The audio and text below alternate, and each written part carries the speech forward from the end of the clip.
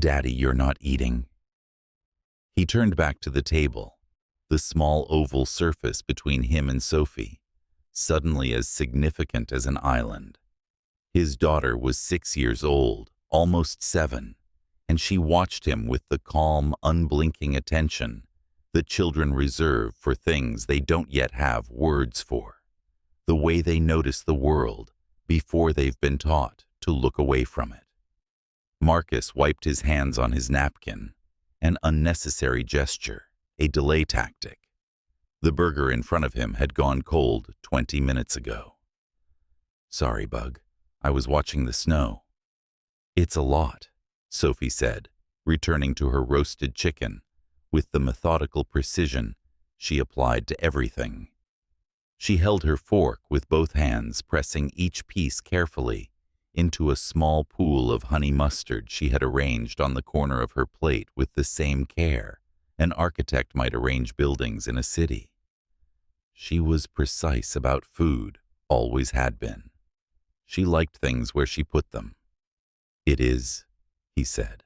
The snow had been falling since noon, and by 7 in the evening it had buried Aspen Ridge under a silence that felt almost deliberate, as though the town had decided collectively to hold its breath.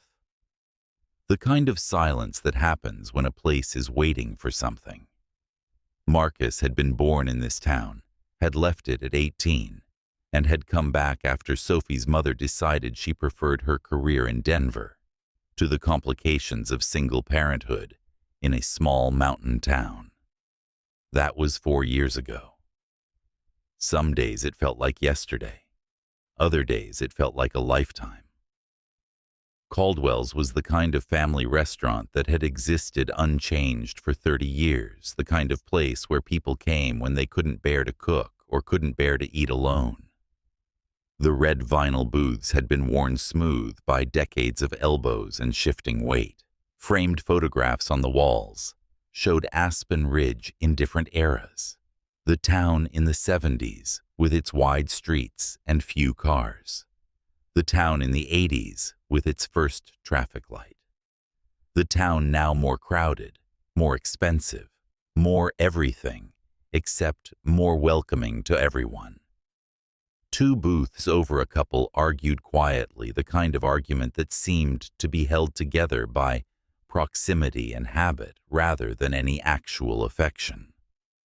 By the bar, a man in a ski jacket nursed a beer and stared at the mounted television, which was showing a weather report that nobody needed. The storm was right outside the windows. They could see it fine. Nathan, their waiter, was a college student who worked weekends and had developed the particular skill of seeming helpful while maintaining emotional distance from his customers' problems.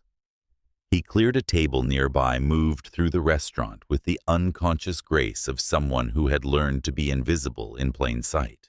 Marcus looked back at his daughter. She was still eating, still precise, still exactly the way she always was. She was the one stable thing in his life, the fixed point around which everything else revolved. His business was doing well. He ran a small construction company. Nothing glamorous, mostly residential renovation and repair work, and he had been careful with money. They owned their small house on Maple Street. Sophie went to a good school. They had health insurance. By most measures, they were fine. But fine Marcus was learning was not the same as good, and watching his daughter eat while he stared at nothing felt like a failure of something, though he couldn't have articulated what. The bell above the door rang. Cold air swept in like a physical thing, and Marcus looked up. A woman had stepped inside, one hand gripping the door behind her to steady herself, the other holding the hand of a small girl. The woman was perhaps 30, maybe younger. It was hard to tell. She wore a wool coat that had been good once, years ago. The kind of coat that was holding on through sheer stubbornness and the simple fact that the alternative was having no coat at all. Her boots were damp. The hem of her jeans was wet through the fabric darkened by water and possibly snow. that had begun to melt. Her hair was dark, pulled back so tightly that it seemed almost painful, and the cold had flushed the tips of her ears and the bridge of her nose a deep, desperate red. The little girl beside her was maybe 4, maybe 5. She wore a pink jacket that was a size too small, the cuffs riding up past her wrists to her forearms, leaving visible gaps of thin, pale skin. She had the same dark hair as her mother, though hers fell loose and wild around her face. Her eyes were enormous. That was the first thing Marcus noticed about her. The enormous eyes, wide and dark, and taking everything in. The woman scanned the room the way people do when they're used to being asked to leave. Quick assessing, already calculating the exits. She found an empty booth near the back, away from the windows, away from the other diners, and she moved toward it without making eye contact with anyone, her hand holding the girl's hand, firmly moving her along. The little girl, though, moved differently. She walked slowly, her head turning, not because she was lost or distracted, but because she was looking at the food. At Marcus's burger, at Sophie's roasted chicken, at the little cup of apple juice with its paper lid, and the plastic straw still in its wrapper. She stopped walking for a moment, just a beat, just long enough for Marcus to notice. Just long enough for her mother to notice too. Elena took the girl's hand and guided her firmly toward the booth. They sat down, the woman sliding into one side of the booth, the girl into the other. Across the room, Marcus looked back at his burger. The moment sat in him uncomfortable and wrong like a stone in a shoe. He knew that look. He had worn it himself once, though he had been older, 9 or 10 maybe, standing outside a diner called Mel's Place in Franklin County, Pennsylvania, while his mother argued quietly with a man on the sidewalk about something that always came down to the same thing: money. There was never enough of it. Mel's Place had yellow walls, or had been yellow at some point, before years of coffee steam and cooking heat had made them the color of old butter. Through the window he could see a family in a booth. The father was cutting a stack of pancakes for his son, who couldn't have been more than 4. The mother was laughing at something, her head thrown back, in a way that suggested complete ease, complete safety. They had the kind of ease with each other that Marcus did not have words for, only the overwhelming specific wanting for it. His mother had found him there, her hand on his shoulder, not unkindly. "Come on, baby, we're going." She had known. That was the worst part. She had known exactly what he was wanting, and she had known she couldn't give it to him. The knowledge of that knowledge had been worse than the hunger itself. Marcus picked up his burger, set it down again. Across the restaurant, the woman was studying the menu. She studied it the way people do when they're calculating rather than choosing. The little girl sat across from her, kicking her feet against the booth seat, looking around the room with those enormous eyes. Nathan approached their table. He was a good kid, the type who had learned early to read social situations with precision. He pulled out his notepad. What happened next was quiet enough that most of the restaurant didn't notice. The woman ordered something Marcus couldn't hear what, and Nathan wrote something down. There was a pause. Nathan leaned forward slightly, his voice dropping lower. The woman shook her head. She reached into her jacket pocket slowly. Marcus watched her hand emerge with a collection of bills and coins. Mostly coins. She laid them out on the table in front of Nathan, not trying to hide it, not trying to pretend it was more than it was. The hand that did this was shaking slightly, not from the cold, Marcus thought, from something else. Fear, maybe. Adrenaline. The physical manifestation of doing something that required all of her courage. Nathan looked at the money. Then he looked at the woman. The woman looked at her daughter, who was still looking at the food. 11:23, Nathan said quietly. I know, the woman said. She knew exactly how much it wasn't. There was a pause. The kind of pause where everyone in the restaurant was pretending not to notice what was happening, which meant everyone was absolutely noticing. The couple 2 booths over stopped arguing. The man by the bar glanced down at his beer. Sophie paused with her fork halfway to her mouth. I can put some back, the woman said. We don't need... No, Nathan said quickly. Too quickly. Let me just check something real quick. He walked away from the table. The woman reached out and touched her daughter's hair briefly. The daughter looked up at her mother, and the woman smiled. Not a real smile. A brave one. The kind mothers perfect over years of practice. The kind that said, I am okay, and therefore you are okay, and therefore everything will be okay, even when none of those things were true. When Nathan came back, he said something quiet that Marcus couldn't hear. The woman shook her head, then nodded, then began gathering her coat from the back of the booth. She had decided. There was going to be no food. Sophie looked at Marcus. Her eyes asked a question he didn't have an answer for. The woman reached across the table and helped the little girl with her jacket, zipping it up with efficient, practiced movements, not meeting the girl's eyes. The daughter looked at her mother's face and read something there. She stopped kicking her feet. They stood up. Marcus was out of his seat before he decided to stand. His body knew what he needed to do before his mind caught up. He moved through the space between tables with the kind of urgency that made Nathan look up, but Marcus was careful not to run. Running would have been too obvious, would have drawn attention. His walk was efficient enough that by the time the woman reached the vestibule door, he was there. He caught them in the small space between the inner and outer exits, where the cold pressed in through the seams of the frame and made even the air feel thin and sharp. The woman had her hand on the outer door handle. The little girl was already turned toward it, already bracing for the cold she could see through the glass. The woman didn't react immediately when she heard him behind her.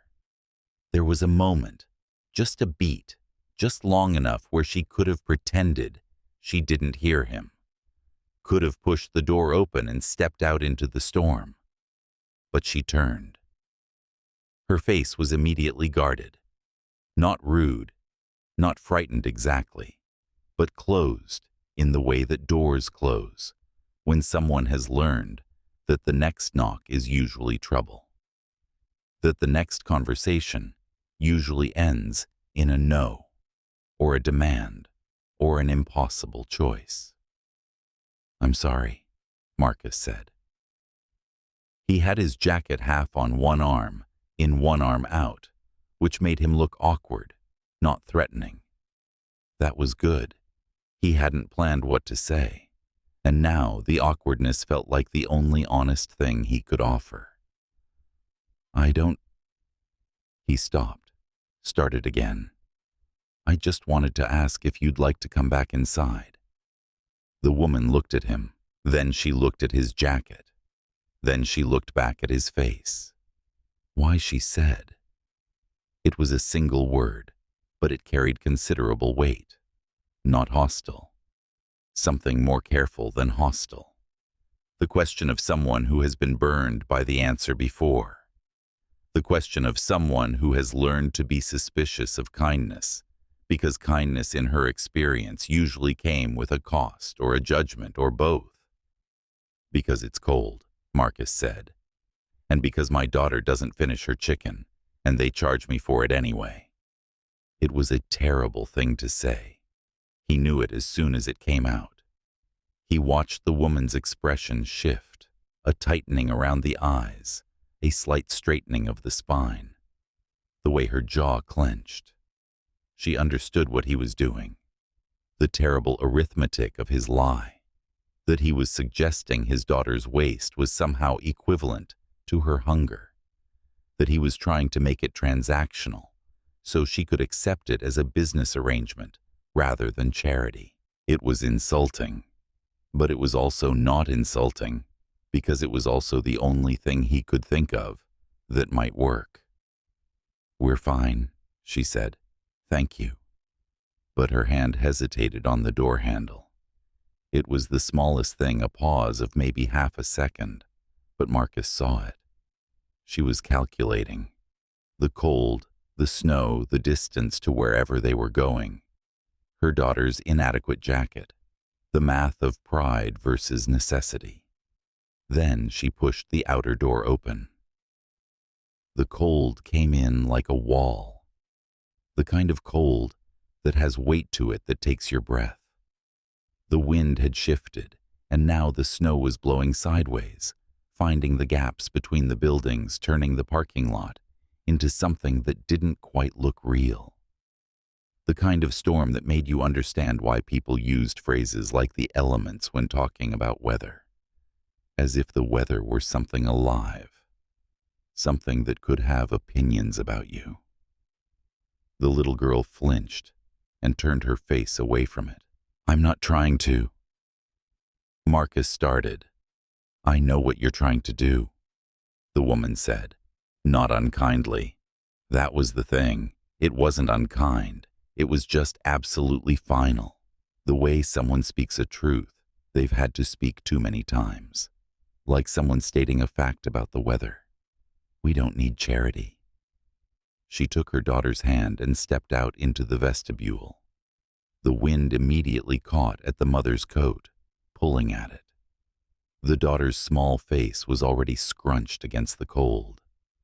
"And she's right about one thing," the woman said, and there was something in her voice now, not anger, but something firmer. Something that spoke to a decision already made, held to like a line drawn in the snow. "I did know what you were doing, and I appreciate it. But my daughter doesn't learn that she can be hungry and just accept help because a kind stranger feels bad for her. She learns that we handle our own. We find another way." Marcus wanted to say something, but there wasn't anything to say. The woman had pulled the door fully open. The cold rushed in again, and with it the sound of the wind. The little girl went with her mother, one small hand lost in the woman's grip. Marcus caught one last glimpse of the girl's face as the outer door closed. Those enormous eyes, already accepting, already resigned, already learning the lesson her mother was teaching her, that wanting wasn't enough and asking wasn't possible. The door swung shut. Marcus stood in the vestibule for a moment. Through the glass he watched them walk quickly. The woman angled against the wind, the little girl tucked close to her side. Their footprints filled in almost immediately behind them, erased by the continuing snow, as if they had never been there at all. He went back inside. Nathan was clearing the booth they'd sat in. There was nothing on the table, not a glass, not a napkin. They'd had nothing. Nathan caught his eyes and looked down at the table and said nothing, which was its own kind of statement. Marcus sat back down across from Sophie. She was watching him. "Did she come back?" Sophie asked. "No bug," he said. "Is she okay?" Marcus looked at the door. The vestibule was empty now. "I don't know," he said, because that was the honest answer, and he had decided years ago that honest answers, even the hard ones, were what he owed his daughter. Sophie considered this. She pulled a piece of chicken apart with her fingers, not eating it, just working it apart with the concentration she brought to puzzles. Maybe she just needed more time, she said finally. Marcus looked at his 7-year-old. She was still pulling apart the chicken, not looking at him. Time for what he asked. To understand that it was okay. To accept it. Sophie said. She set down the chicken. Daddy, when Grandma gave me the birthday gift last year, I didn't want to take it at first, because I thought you would be sad if someone else gave me something. Do you remember? I do. But you said, it makes me happy that you have people who love you. And that helped. It took a little time to understand that, but it helped. She looked at him now. Maybe that woman needed someone to say something like that, but she didn't have anyone to say it. So maybe she just needed more time to figure it out by herself. Yeah, he said slowly. Maybe she did. He thought about them on the drive home. The windshield wipers worked in rhythm, left, right, clearing snow that fell as fast as they could brush it away. It felt like a metaphor he didn't want to examine too closely. In the passenger seat, Sophie slept against the window, her small hand pressed against the glass, fogging a circle of condensation. Her mouth was slightly open. There was a small smudge of honey mustard at the corner of her lips from the dinner she'd managed to finish. The dinner the woman's daughter would not have. When they got home, he carried Sophie inside asleep against his shoulder, her boots dripping water onto the mat in the entryway. He set her down on the couch, covered her with the blue whale blanket, and went to the kitchen. He sat at the kitchen table with a cup of coffee he made at 11:47 p.m., knowing he wouldn't sleep anyway. The coffee went cold. By midnight, it had developed a skin on top, that thin film that forms when heat surrenders. He stared at it.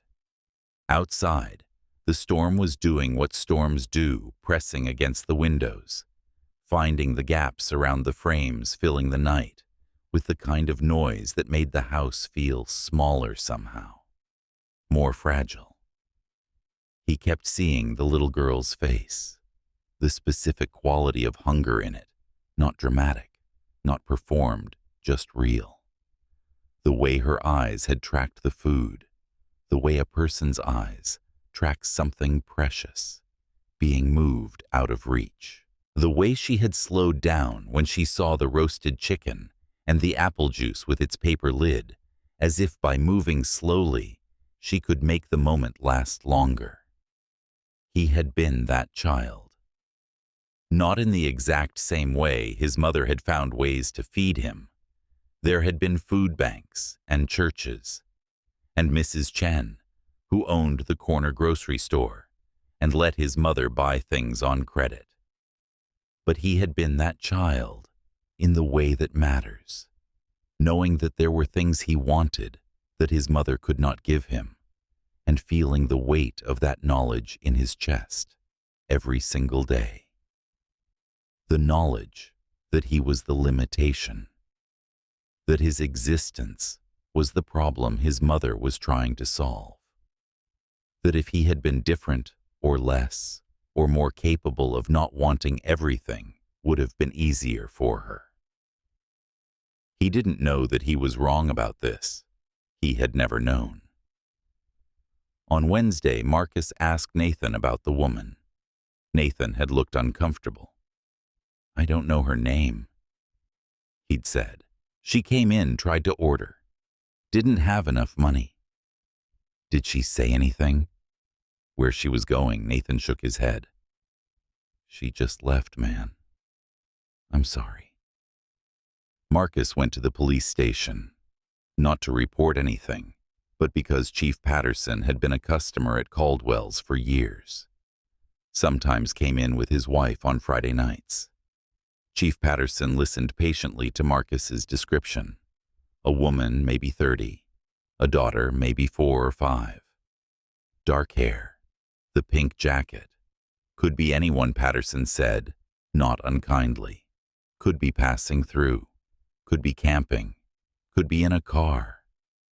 You see a lot of that in winter. There's a little girl, Marcus said. Patterson met his eyes.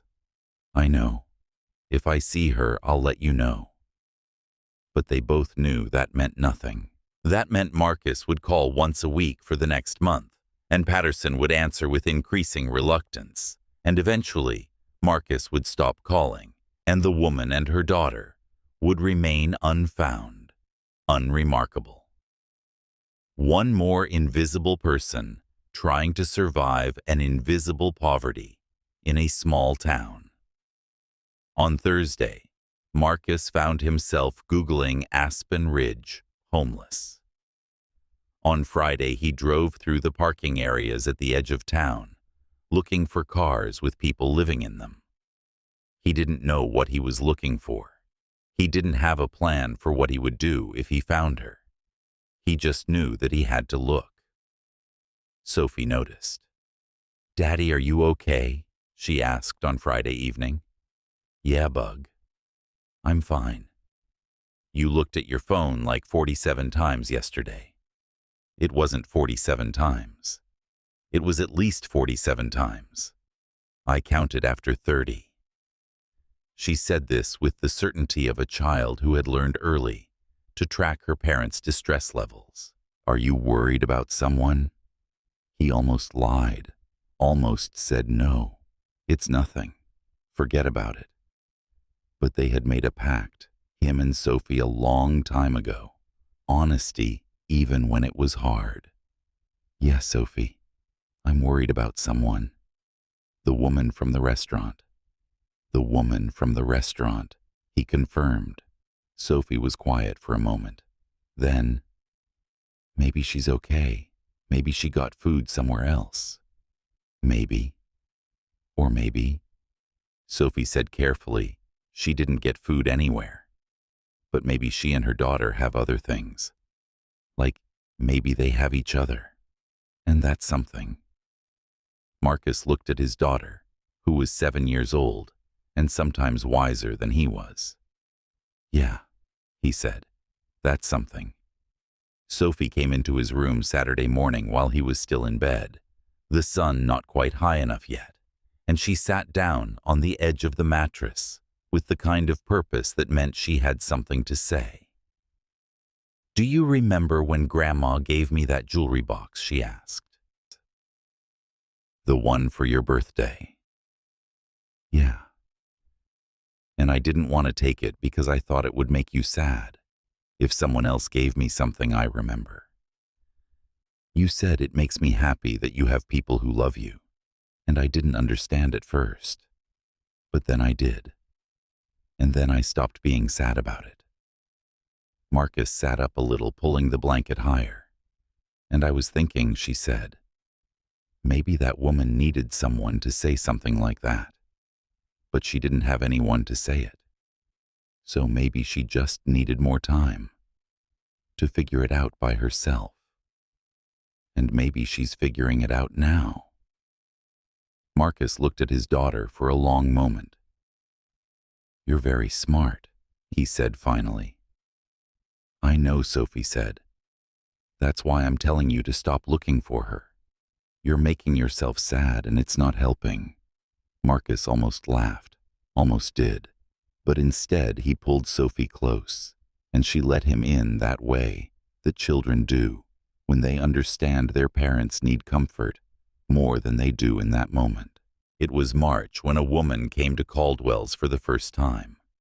She sat at the counter, not a booth, which Marcus noticed immediately. People who were struggling usually chose booths more private, easier to disappear into. Counter seating was a choice made by people who didn't mind being seen, or who were used to being seen and had made peace with it. She ordered coffee and eggs easy, ate them slowly, checking her phone occasionally. She was thin in the way that might have been natural or might have been the result of several months of prioritizing rent over groceries. Marcus wasn't sure.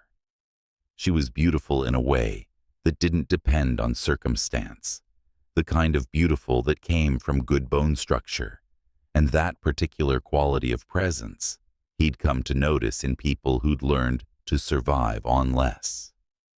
She came back the next day, and the next. Always the counter, always coffee and eggs. On the third day, Nathan said, "I think she's running from something." "What makes you say that?" She sits facing the door. She watches the windows. She never stays longer than necessary, Nathan said. But she always tips, even when she's counting change. On the fourth day, she sat at the counter, and Marcus found himself making her coffee while Nathan was on his break. She looked up at him with surprise, then a kind of cautious gratitude. "I didn't order that," she said. "I know," he said. "I made it anyway." "Why?" And there was that question again. Why? The question that people asked when kindness didn't make sense to them, when it seemed like a risk.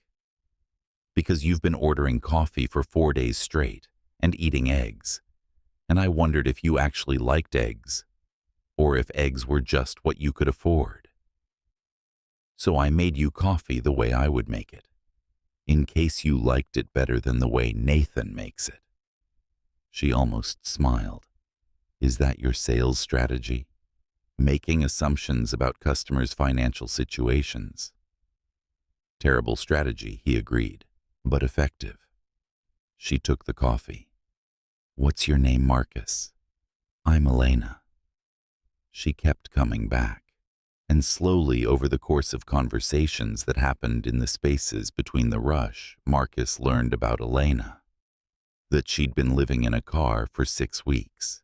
That she'd worked in accounting, but the last place let her go when they found out about her daughter. That her daughter's name was Iris. That she had a specific opinion about colors, insisting that penguin belly was more blue than the internet suggested. That she was smart and careful and trying so hard that it nearly broke his heart to watch. By late April, the snow had gone. Aspen Ridge was green again. The kind of April that felt like a promise. Marcus found himself scheduling Elena for more shifts at Caldwell's, using his restaurant ownership as an excuse to spend more time watching her rebuild. She got work, cleaning houses, enough for first month and deposit on a place. Slowly, carefully. It was a Saturday in late April, when it rained a steady, unremarkable drizzle, and Marcus and Elena found themselves at the park with Sophie and Iris, watching the two children debate the geometric properties of the spiral slide. The rain made its small sounds in the leaves above them as they sat on a bench under an oak tree which provided imperfect cover. "I used to think about leaving Aspen Ridge," Elena said quietly. The rain made its small sounds in the leaves above them. "What stopped you?" "Sophie likes the slide," she said. She paused, watching Sophie and Iris coordinate an approach to a particularly large puddle. And the work. Things started to feel like they were mine. "That's new," Marcus said. "It takes some getting used to." She looked at him. The particular unfamiliarity of stability when you've been without it long enough. The way you keep waiting for it to reveal itself as temporary to show the catch, and slowly, incrementally, it just doesn't. It was May, when Elena told him something that changed how Marcus understood that night in the restaurant. "I remember you," she said. "The man from Caldwell's." "I remember too," Marcus said. "I was so angry that day," Elena said. "So scared. But I was also proud. I didn't want you to think we were the kind of people who needed help. I realize now that I was teaching my daughter that needing help was shameful. And that's not true. Asking for help without losing dignity, that's something different. Marcus felt something in his chest loosen. You were protecting her, he said. I was. But your attempt, even when I refused it, it showed Iris that people could care without it meaning something was wrong with us. That people could see us and not pity us. That mattered more than I could say then. Iris, now 5, asked, Are you the man from the restaurant? I am, Marcus said. My mom said you were kind. I tried to be. My mom says trying is what matters, even when it doesn't work. Marcus looked at this small child, this girl who had stared at his plate with hungry eyes, and he understood something he hadn't before. She wasn't broken. She wasn't tragic. She was learning. They both were. By June, Elena had moved into a 2-bedroom apartment on Sycamore Street. Iris had chosen the colors for her room, a specific and non-negotiable shade of blue that she described as penguin belly. Marcus had helped paint. Sophie had supervised, offering commentary on every brushstroke.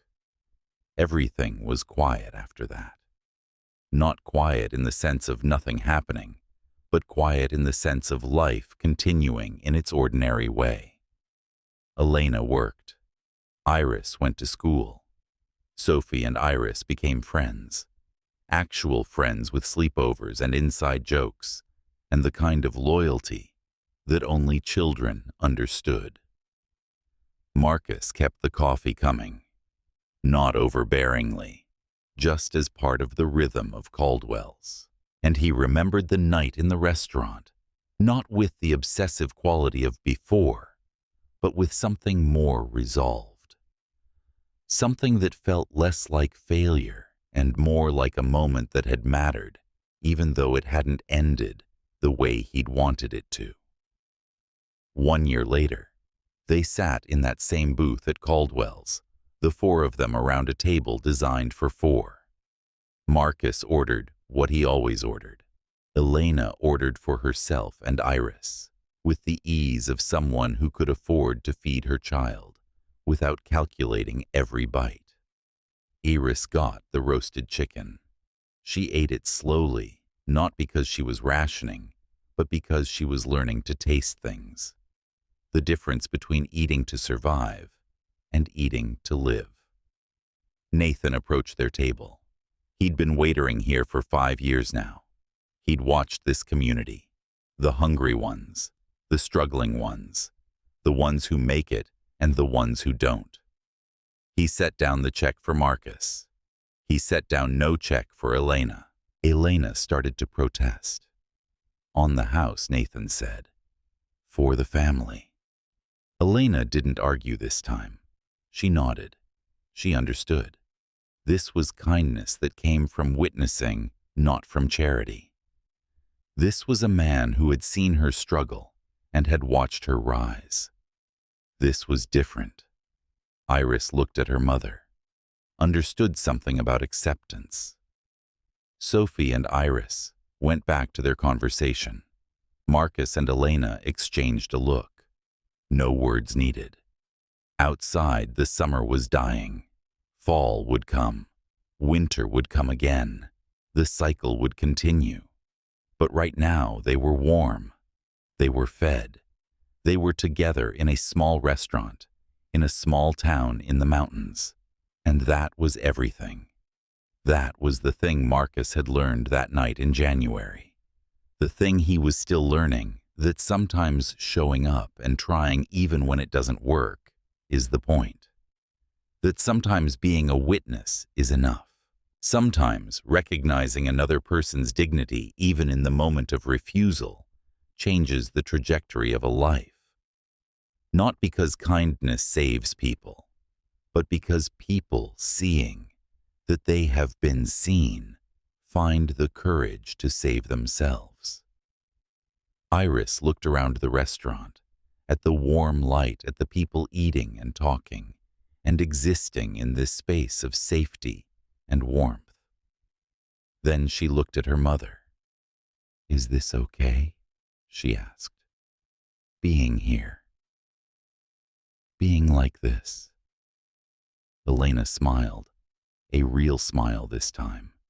Not brave. Real. Yeah, baby, she said. This is more than okay. This is everything we were looking for. And in that moment, Marcus understood. Not everyone gets a second chance. Not everyone's story ends with recovery and stability. But some do. Some people with help and without it find their way. And maybe the point isn't to save them. Maybe the point is to see them, to witness their struggle without looking away, to understand that refusing help is sometimes its own form of strength, and to carry that understanding forward into a life changed by the knowledge that dignity matters more than rescue. That recognition, even when refused, echoes forward. That kindness in all its complicated forms, attempted and rejected, given and received, is the only thing that makes survival mean something. That makes survival finally become living.